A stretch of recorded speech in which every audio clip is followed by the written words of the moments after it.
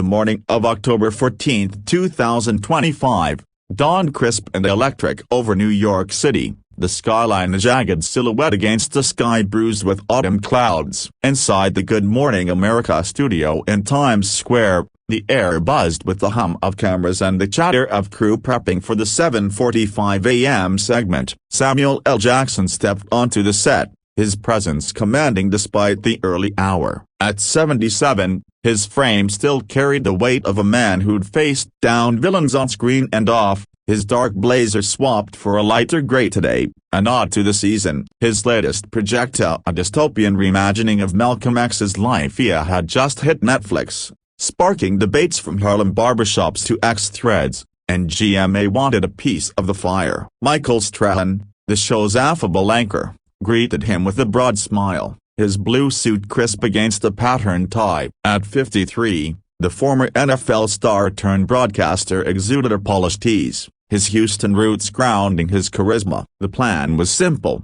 a quick chat about the film, a few laughs, and a segue to the weather. But Strahan's producer had other ideas, slipping him a note, "Push on woke Hollywood or ratings gold." The segment was a gamble, a spark tossed onto dry tinder. The cameras rolled. Robin Roberts opened with warmth, praising the film's bold visuals and Samuel's Oscar-winning legacy. Ginger Z tied in a brewing nor'easter with a grin. "Stormy themes, some a perfect fit." Samuel chuckled, leaning back. "Yeah, Ginger, but my storms come with a message." Malcolm didn't just talk, he roared. Then Strahan leaned in, his tone shifting to that probing cadence he'd perfected. "Sam, love the flick, but let's get real. You've called out Hollywood before. Some say it's gone overboard with the woke stuff, diversity quotas, rewriting classics, helping or hurting the art." The room stilled. Samuel's smile tightened, his eyes narrowing into slits that could cut steel. He uncrossed his legs,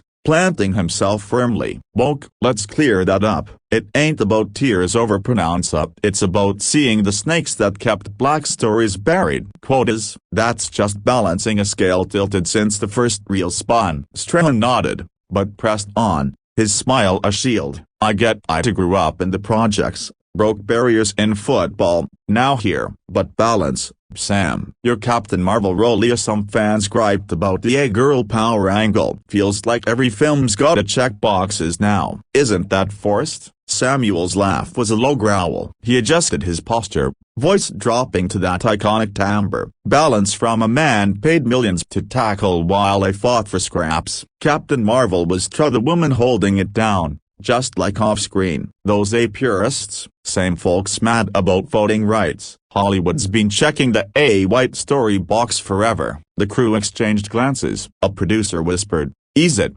Mike." But Strahan, sensing the clash, leaned closer. "Whoa, not the enemy here. Just asking what America's asking. Polls say 60% of viewers tired of lectures and films. Your Malcolm movie drones are dope. But the speeches, preachy. Can't we just entertain?" That word preach ignited something. Samuel's jaw clenched, memories flashing, anti-apartheid rallies, BLM marches, that viral Trump rant. He leaned forward, voice steady but edged. "Preachy? You sat here smiling while oil sponsors deny climate change, then call my truth a sermon?" Malcolm warned, not preached. "If it wakes one kid to their history, I'm all in." "You want entertainment? Fine. But don't lecture me on balance." Silence fell, thick and heavy. Robin tried to interject, but Strahan cut in, face flashing. "Hold up, you're twisting it. I'm saying art should unite, not divide. You're dividing now, calling me out. That's why folks tune out.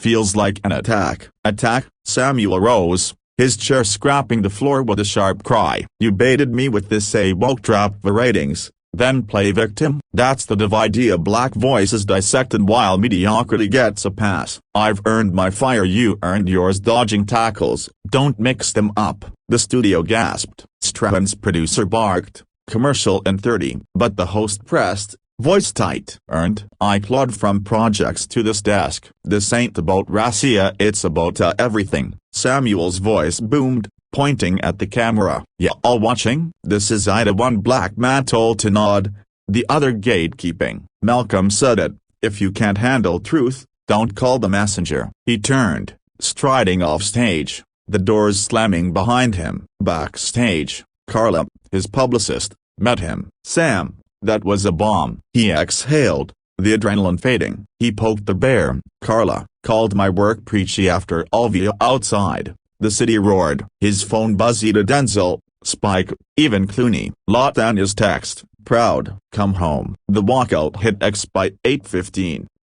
#Samuel walks out trending. Clips went viral, memes flying. Strahan's statement at noon was smooth. "Respect for Sam. Tough talk. Let's keep it going." But the bruise lingered. That night, Samuel sipped bourbon in his penthouse, the Hudson glinting below. The film topped Netflix, fueled by the chaos. Strahan, in his dressing room, loosened his tie, texting his daughters, "Rough day. Learn from it." The clash wasn't a break, it was a crack, letting light through.